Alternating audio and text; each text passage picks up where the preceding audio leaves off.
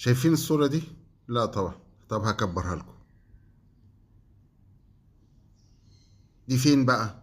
دي صورة ملتقطة في السودان في الخرطوم، ودي كانت أيام 2017، أيام هوجة الكراهية الشديدة تجاه مصر اللي كانت في صدور الإخوة السودانيين.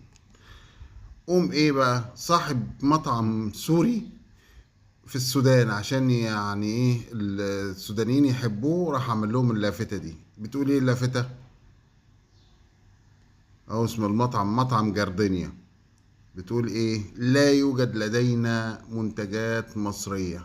زي كده المقاطعة كده دلوقتي لما تقول ما عنديش منتجات ايه امريكية، او ما عنديش منتجات صهيونية. فهمتوني؟